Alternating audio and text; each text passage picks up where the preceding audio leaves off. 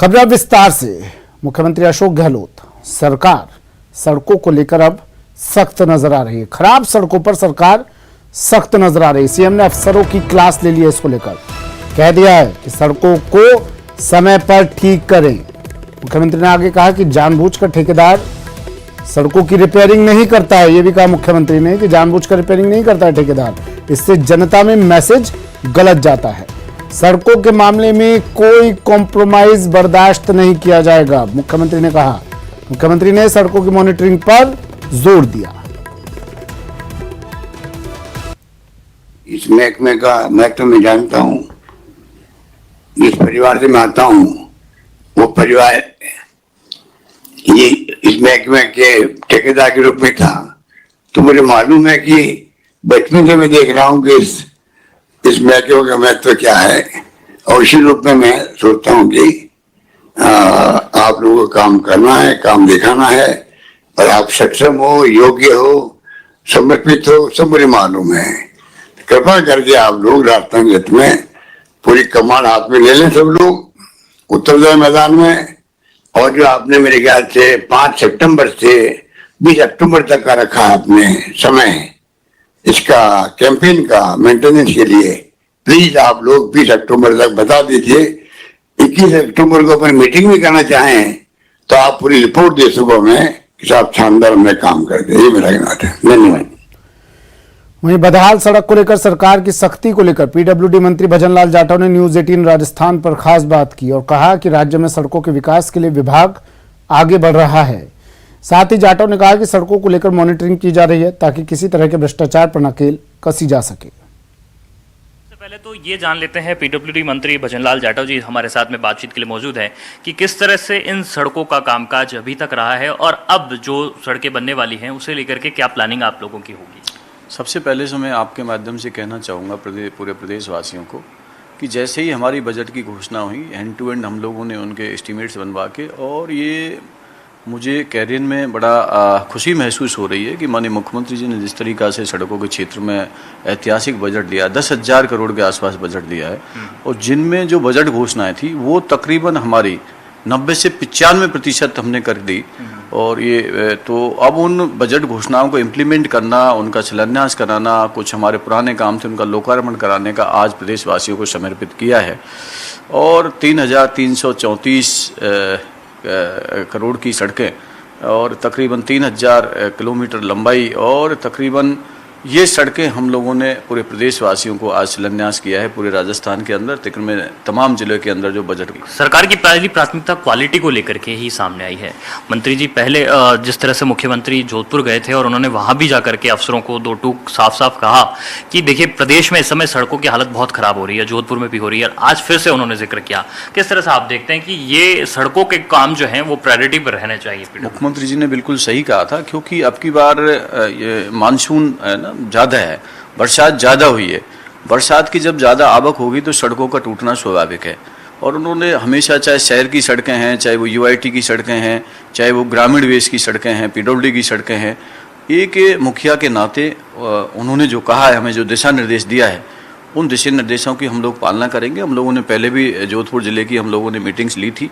ग्रामीण एरिया में हालात ठीक है, बाढ़ से टूट नहीं पाए हैं, पर कई बार जल भराव हो जाता है। जल भराव होने के कारण सड़कें टूट जाती हैं। मेरे हिसाब से 5 सितंबर से हम लोग इसका अभियान शुरू कर रहे हैं, और जहाँ जहाँ उनके गड्ढे हैं उनकी मरम्मत करने का अक्टूबर तक ये पूरा प्लानिंग हम करेंगे और पूरा कर देंगे। बिल्कुल बिल्कुल बिल्कुल 5 सितंबर से लेके 20 अक्टूबर के बीच हम लोग इन जो प्लानिंग है, हमारा जो एसआर का पैसा है हमको सरकार देती है, उनके तहत हम लोग इन सब जगह इनकी रिपेयर करने का काम करेंगे। आज मुख्यमंत्री जी ने एक बड़ी बात ये कही कि कई जो एक्सियन हैं वो ठेकेदारों के पार्टनर बन गए हैं। मतलब ये अपने आप में एक बड़ी बात है, क्योंकि सीएम द्वारा ये खुद कहना, तो कहीं ना कहीं ये विभाग में ये जो बात है वो किस तरह से आप उसे देखते हैं और उसे किस तरह से ठीक किया जाना होगा, क्योंकि भ्रष्टाचार की ओर साफ साफ इशारा है। देखो मैं बताऊँ आपको, विभाग कोई भी हो उसकी मॉनिटरिंग ठीक हो। मुख्यमंत्री जी ने सही कहा कि कई बार अधिकारियों की मिली भगत होती है, और मिली भगत से कई बार करप्शन बढ़ता है। परंतु हम लोगों ने, मैंने उसके साथ साथ ये भी कहा हम लोगों ने कि हम लोगों ने अलग से विजिलेंस टीम बनाई है। उन अधिकारियों को पता ही नहीं चलेगा कब तो वहाँ से सैंपल हमने कलेक्ट कर लिया, और वो विजिलेंस टीम हमारे लैब के अंदर वो सैंपल लेके आएगी। उस सैंपल को यदि क्वालिटी ठीक है तब तो आगे काम बढ़ेगा, और उससे फिर अधिकारी के खिलाफ कार्रवाई भी होगी। और तमाम पिछले दिन आपको भी पता लगा, मीडिया माध्यम से भी आप लोग जानना चाहेंगे, विभाग के अंदर तमाम अधिकारियों के खिलाफ हम लोगों ने कार्रवाई भी की है। तो 5 से 6 महीनों में सड़कें दुरुस्त हो जाएगी, राजस्थान में सड़कें चमचमाती हुई नजर आएगी, कहना है पीडब्ल्यूडी मंत्री भजन लाल जाटव का। आज मुख्यमंत्री ने तमाम जो सड़कें हैं उनका शिलान्यास और लोकार्पण किया है और मंत्री खुद भी दावा कर रहे हैं कि जो तमाम जो टारगेट यहाँ उन्होंने लिया है उसे वे समयबद्ध तरीके से अचीव कर सकेंगे। कैमरा पर्सन मान सिंह के साथ महेश दाधीच, न्यूज़ 18 जयपुर। वहीं बीजेपी ने सीएम गहलोत को आड़े हाथों लिया है। बीजेपी प्रदेश अध्यक्ष सतीश पूनिया ने कहा कि जो सीएम अपने घर को नहीं संभाल सकते वो क्या राजस्थान संभालेंगे। मैंने देखा उनका दौरा, जिसमें जोधपुर के अपने गृह क्षेत्र के भी 10 किलोमीटर की यात्रा उन्होंने हेलीकॉप्टर से करी। इसलिए करी थी, मुझे जानकारी में आया कि उस सड़क पर 10 किलोमीटर में इतने खड्डे थे कि मुख्यमंत्री के नटबोल्ट हिल जाते, गाड़ी के तो हिलते ही। तो इससे एक वानगी स्पष्ट हो रही है। फिर मैंने उनका वीडियो देखा, वो जोधपुर शहर में वहाँ की मेयर को मुखातिब होकर कहते हैं कि भाई ये कह रही है फंड नहीं है तो डेवलपमेंट कैसे होगा। ये दूसरी वानगी है राजस्थान की सरकार की, कितनी थोथी है उनकी अर्थव्यवस्था और कितना झूठा उनका वायदा राजस्थान के विकास का। ये केवल पहली बार नहीं हुआ है, जोधपुर को तो उन्होंने भगवान भरोसे छोड़ा हुआ ही है, लेकिन मुझे लग रहा है कि राजस्थान को भी उन्होंने पूरी। टोंक में ग्रामीणों का गदर, ग्रामीण ओलंपिक नहीं होने पर आक्रोश में हैं। लोगों ने बच्चों और टीचर्स को बंधक बना लिया। यहां बोसरिया स्कूल में ताला लगा दिया। छुट्टी के बाद बच्चे और टीचर्स स्कूल में कैद हैं। ग्रामीण ओलंपिक नहीं होने से यहां के लोग ग्रामीण नाराज हैं। पंचायत और स्कूल प्रबंधन के खिलाफ नारेबाजी इन ग्रामीणों ने की। दौलत पारिक मेरे सहयोगी टोंक से फोन लाइन पर जुड़ गए हैं। दौलत, फिलहाल क्या अपडेट, क्या स्थिति? देखिए सुमित, मैं आपको बताना चाहूंगा कि लापरवाहियों की हद कितनी हो सकती है। ग्रामीण ओलंपिक को लेकर के नारेबाजी करते हुए जब ग्रामीण प्रदर्शन कर रहे हैं, सुबह से दोपहर छुट्टी हो गई, छुट्टी के बाद भी बच्चे स्कूल में कैद है। पुलिस अब पहुंची है मौके पर, जिला शिक्षा अधिकारियों से बातचीत हुई तो उनका ये कहना है कि प्रदर्शन करने वाले असामाजिक तत्व है। उनका कहना है कि रजिस्ट्रेशन इनका नहीं है और ग्रामीण ओलंपिक नियमित हो रहे हैं। मैं आपको बता दूं कि इनका कहना है कि बोसरिया स्कूल में, बोसरिया ग्राम पंचायत में कोई भी ग्रामीण ओलंपिक के खेल नहीं हुए। उसके बाद 1 बजे छुट्टी हो जाती है और अभी तक बच्चे स्कूल में कैद है। बच्चे सुबह से स्कूल आए हुए हैं। इतनी देर तक शिक्षा विभाग के अधिकारी। ठीक है, शुक्रिया दौलत तमाम जानकारी के लिए। खबर दौसा से। दौसा में छात्रों ने जाम लगा दिया है। सिकंदरा अलवर मेगा हाईवे पर छात्रों ने जाम लगा दिया। शिक्षक के तबादले के विरोध में छात्र सड़क पर उतर आए। वाहन चालकों को भारी परेशानी इसके कारण झेलनी पड़ी। पुलिस ने समझाइश कर जाम खुलवाया। राजकीय उच्च माध्यमिक विद्यालय पीछूपाड़ा का ये पूरा मामला है।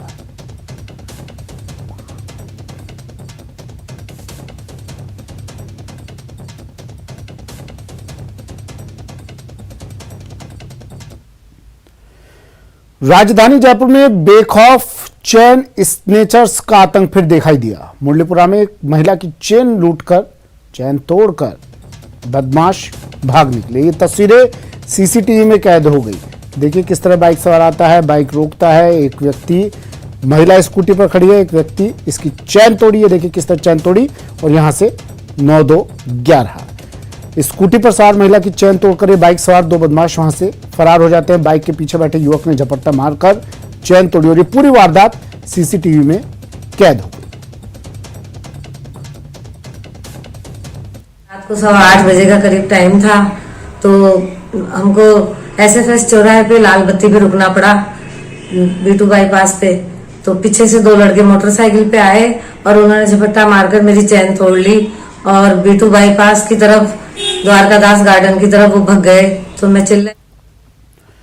अजमेर से भी ऐसी तस्वीर सामने आई है। न सिर्फ जयपुर, न सिर्फ अजमेर, बार बार इस तरह की तस्वीरें प्रदेश भर से सामने आ रही है। ये सीसीटीवी में कैद हुई है। यहाँ पर भी ये वारदात, बेखौफ बदमाशों ने यहाँ भी चेन स्नैचिंग की वारदात को अंजाम दिया। बदमाश ने बुजुर्ग को अपना निशाना बनाया।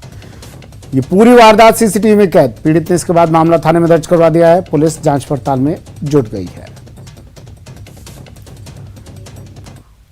खड़ा था 5-7 मिनट बात करी। कितनी देर तक वो लड़का खड़ा था आपके पास में? वो तो घंटा खड़ा था। किस तरीके से वो चेन तोड़ करके ले गया? हाँ, तो जब वो भी वो खड़ा था तो उसके सामने तो खड़ा ही था। वो आखिर दुकान जाएगा, अपने ग्राहक आ गया तो क्या हो गया, वो अपने दुकान तक नहीं पहुंचा है, पहले ही मेरा काम उतार के भाग गया। चलिए, वक्त एक ब्रेक का है। ब्रेक के बाद आपको दिखाएंगे श्री माधोपुर में टीचर का टॉर्चर।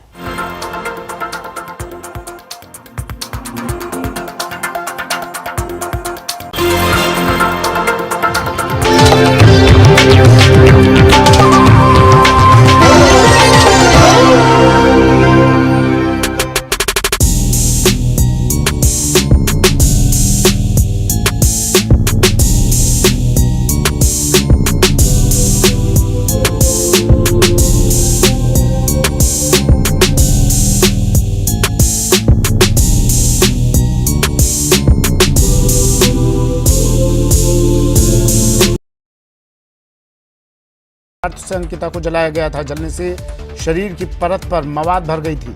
इस वजह से उसके शरीर के अंगों ने भी धीरे धीरे काम करना बंद कर दिया और उसकी जान चली गई।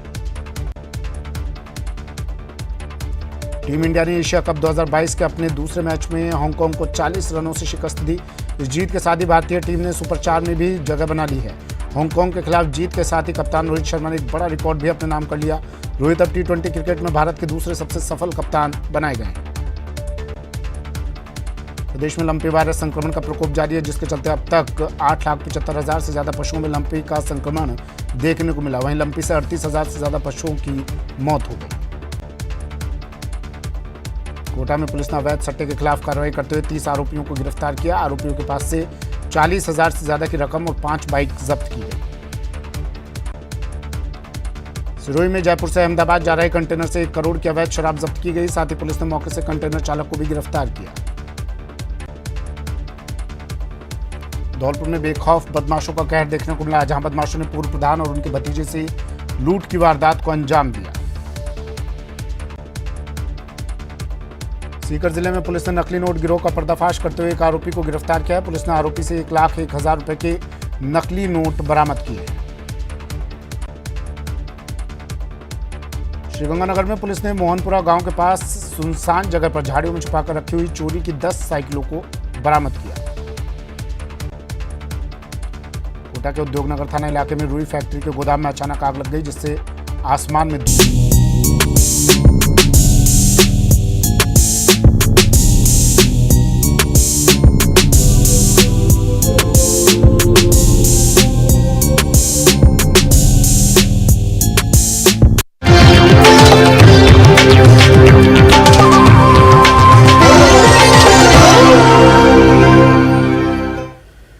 ब्रेक के बाद स्वागत है आपका। और अब बात टीचर के टॉर्चर की। सीकर के श्री माधोपुर कस्बे में एक टीचर ने एक स्टूडेंट की बेरहमी से पिटाई कर दी।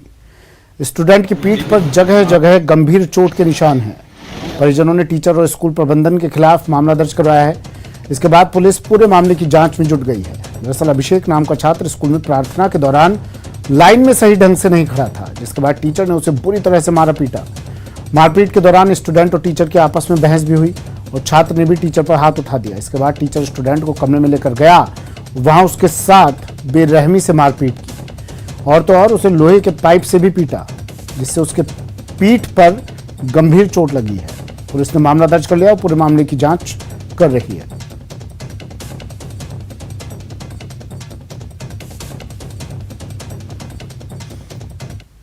के खड़ा हुआ तो टीचर ने मेरे को 4-5 मारी, तो मेरे सहन नहीं हुई, तो मैंने सेल्फ डिफेंस में उसकी एक टीचर की मार दी। तो मुझे कमरे में लेके जाकर मारा गया, मतलब पाइप की मारी गई। फिर मुझे बाहर लाकर कपड़े उतार के पूरे बच्चों के सामने मारा गया स्टील के पाइप से। स्कूल श्री माधोपुर में अध्ययनरत है 7th क्लास में, जिसके साथ में 31/8/22 को सागरमल है और प्रदीप है। इन टीचरों ने मारपीट की। इस चीज़ का मुकदमा दर्ज करवाया है। सीकर के लक्ष्मणगढ़ थाना क्षेत्र के खीरवा गांव में नाबालिग की मौत हो गई थी, जिसके बाद परिजनों और ग्रामीणों का धरना देर रात वार्ता के बाद समाप्त हो गया। पुलिस और प्रशासन के आला अधिकारियों की समझाइश के बाद मामला शांत हुआ। परिजनों का आरोप था कि नाबालिग को पुलिस ने बेरहमी से पीटा, इसी वजह से उसकी तबीयत बिगड़ी थी और बाद में उसकी मौत हो गई। जानकारी के मुताबिक गांव के रहने वाले सुरेंद्र को पुलिस ने बाइक चोरी के शक में 15 दिन पहले थाने बुलाया था। पुलिस ने पूछताछ के बाद उसे वापस छोड़ दिया था। परिजनों का कहना है कि पुलिस ने उसके साथ जमकर मारपीट की और उसके बाद से उसे उल्टियां होने लगी थी और वो बीमार था। करीब 15 दिन तक उसका पहले सीकर और बाद में जयपुर में इलाज चला और उसके बाद उसकी मौत हो गई। घटना हुई जी, मतलब मैं मेरे बेटे ने बुझो बन डॉक्टर को कोई लागेड़ी तो कोई की चोट, मैं कोई साहब मैं तो इन बुझा मेरे पड़े मेरे तो कह मेरे जना मैं भी नहीं बुझो जना मैं बोलो मैं तेरे पुलिस वाला दी के बेटा जना बोलो मेरे पापा जी 2 तो चिमटेंगी दी हाँ ने पच बोलो मैं नीचे बैठा रही सीधा पग करार मेरे पगां के ऊपर और पग टेक कर बोलो एक गुद्दी पकड़ी या मंगराम दी ने जना बोले मेरे खून आयो।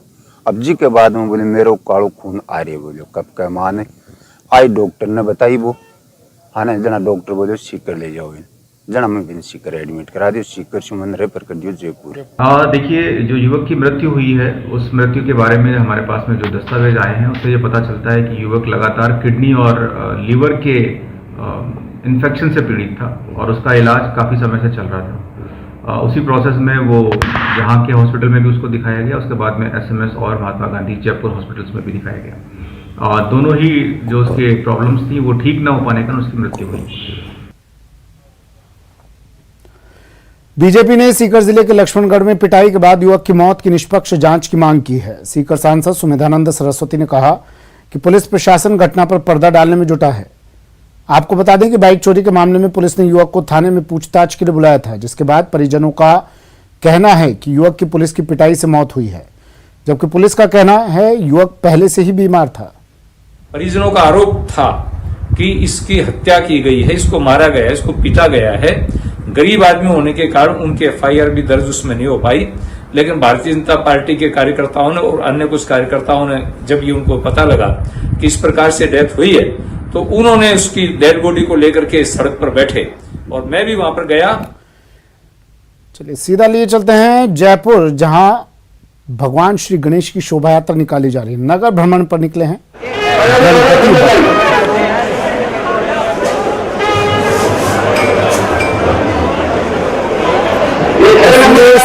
जयपुर से। कोरोना काल के बाद 2 साल के बाद भक्तों को आशीर्वाद देने खुद बप्पा आ रहे हैं। नगर भ्रमण पर निकले हैं।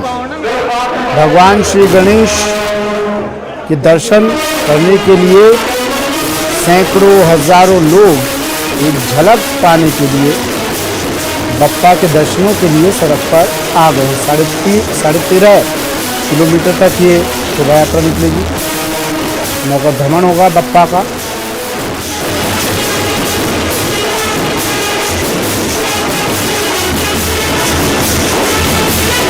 महिमा जैन मेरी सहयोगी जयपुर से हमारे साथ सीधा जुड़ गई हैं, तस्वीरें आप तक पहुंचा रही हैं तमाम। महिमा, नगर भ्रमण पर बप्पा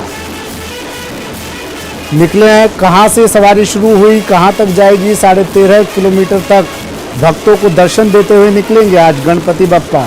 व्यवस्थाएं की गई, क्या की गई है और तस्वीरें इस वक्त क्या नजर आ रही हैं?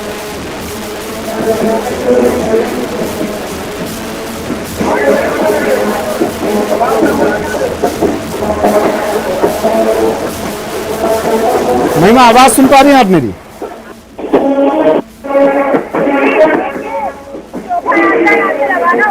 रवाना हो चुकी है और थोड़ी देर में यहाँ आगे आएगी और पूजा करेगी और फिर सारी बातें आपको बता दूं 2 साल बाद ये भव्य नजारा सड़कों पर हमें देखने को मिल रहा है। और भाई गणपति बप्पा भक्तों को दर्शन के लिए आज निकले हैं। 35वीं शोभा यात्रा इस बार निकाली जा रही है। गणेश की शोभा यात्रा सभी के तत्वाधान में आयोजन किया जा रहा है और वही 80 शादियाँ जिसकी नगर भ्रमण पर निकलेगी। यहाँ मैं आपको बता दूं शोभा यात्रा में 80 शादियाँ जो है। चलिए ये तस्वीर देखिए आप, जयपुर से तस्वीरें हैं। 2 साल के इंतजार के बाद भक्तों को आज दर्शन लाभ प्रभु श्री गणेश के हुए हैं। साक्षात देखिए प्रभु श्री गणेश अब आए हैं भक्तों के बीच अपने दर्शन देने के लिए। 13.5 किलोमीटर तक ये यात्रा, ये शोभा यात्रा निकाली जाएगी। नगर भ्रमण रहेगा। गजानन का, गणपति का, प्रथम पूज्य का ये नगर भ्रमण आज 13.5 किलोमीटर का। इस दौरान तमाम व्यवस्थाएं पुख्ता की गई हैं क्योंकि भक्तों का उत्साह भी अपने चरम पर है। 2 साल बाद ये तस्वीर दिखाई दी है, 2 साल बाद ये नज़ारा जयपुर की सड़कों पर नज़र आया है। भक्तों का उत्साह भी चरम पर है और उन्हें किसी तरह की कोई समस्या ना हो, कोई व्यवधान ना हो अपने इष्ट के दर्शनों में, तो इस वजह से व्यवस्थाएं भी तमाम की गई है। पुलिस प्रशासन, देखिए तस्वीरें भी आपको 2 तस्वीरें हम दिखा रहे हैं। पुलिस जाब्ता तैनात है, पूरी तरह से मुस्तैद है। व्यवस्थाएं ना बिगड़े, अव्यवस्था ना हो, इसके लिए पुलिस जाब्ता तैनात और भक्तों को भी, श्रद्धालुओं को भी ताकीद किया गया है कि व्यवस्था बनाए रखने में प्रशासन का सहयोग करें। 2 साल बाद गजानन का नगर भ्रमण गाजे बाजे के साथ, सवारी गणपति बप्पा मोरिया। ये तस्वीरें सीधी राजधानी जयपुर से बड़ी संख्या में महिला, पुरुष, बच्चे, बुजुर्ग, तमाम लोग, तमाम भक्त, श्रद्धा का सैलाब जयपुर की सड़कों पर आज उतर आया है।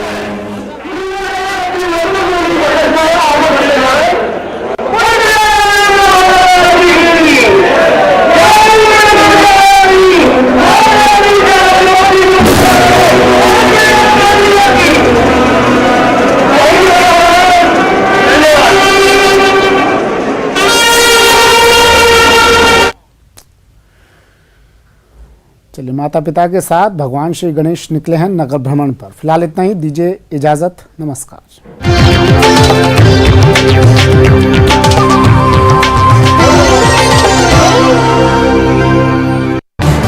इस न्यूज